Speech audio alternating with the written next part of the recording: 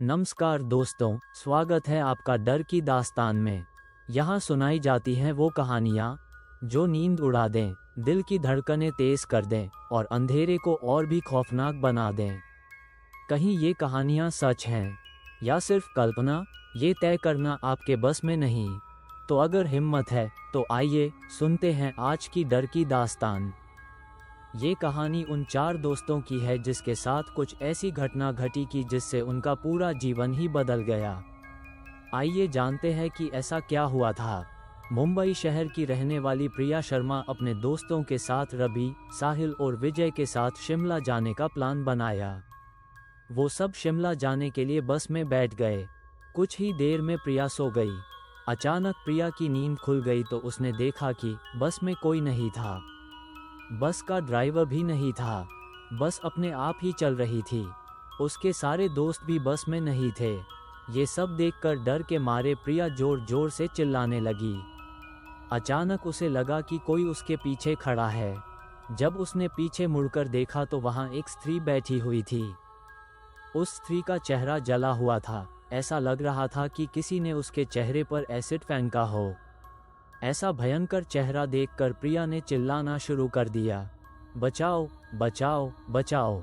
और अचानक प्रिया की नींद खुल गई। वो एकदम डरी हुई और पसीने से पूरी भीग गई थी। पास में बैठे हुए विजय ने पानी की बोतल दी और बोला, शायद तुमने कोई सपना देखा होगा। थोड़ी ही देर में सब शिमला पहुंच गए और एक होटल पर रात बिताने के लिए चले गए। दूसरे दिन उन सब ने साथ में मिलकर होटल के पास वाले पहाड़ पे घूमने जाने का नक्की किया। करीबन आधे घंटे में वो सब पहाड़ की सबसे ऊंचे शिखर पर पहुंच गए। वहीं से नीचे देखने पर घने लीले छम के पेड़ पौधे काफी सुंदर दिख रहे थे।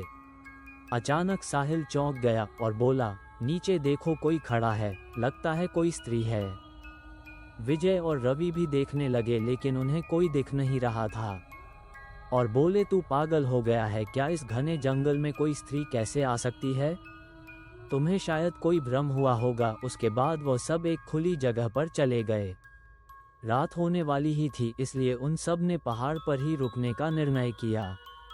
इसलिए उन सब ने वहां पर ही तंबू लगाया और खाने पीने के लिए सामान बाहर निकाला। प्रिया का बैग तंबू के बाहर था, इसलिए वह बैग लेने के लिए बाहर गई तो वहां पर उसे किसी की आवाज़ सुनाई दी। प्रिया उस आवाज़ की ओर अपनी नज़र घुमाती है तो उसे सामने से कोई 3 आदमी आते हुए दिखे। उनके हाथ में धारदार हथियार देखकर प्रिया डर जाती है और दौड़ के तंबू के अंदर आ जाती है।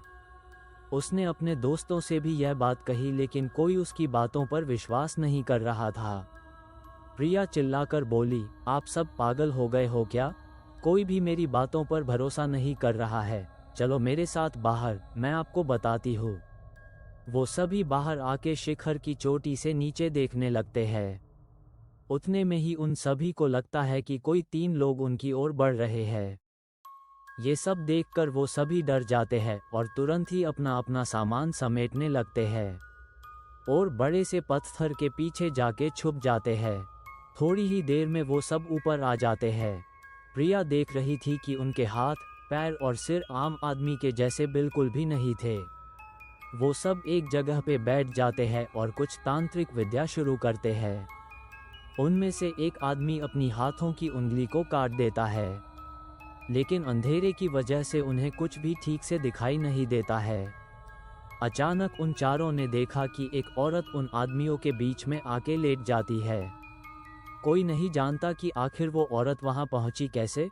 प्रिया ने कहा, मुझे कुछ समझ नहीं आ रहा है, आखिर ये सब हो क्या रहा है? मुझे बहुत डर लग रहा है। एक के बाद एक वो तीनों उस औरत को सूंघने लगे। वहीं पे अचानक उस औरत ने अपनी उंगली उठाई और हमारी तरफ इशारा करने लगी। हम सब डर गए।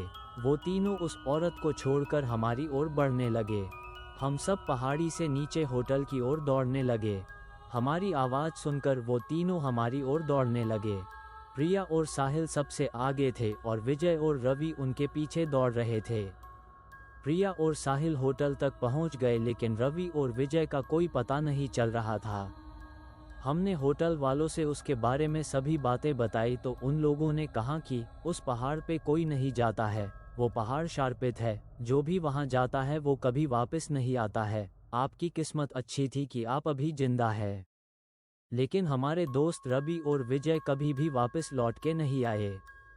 हमने उन्हें ढूंढने की बहुत कोशिश की, पुलिस कंप्लेन भी करवाई, लेकिन उनका कोई पता नहीं चला।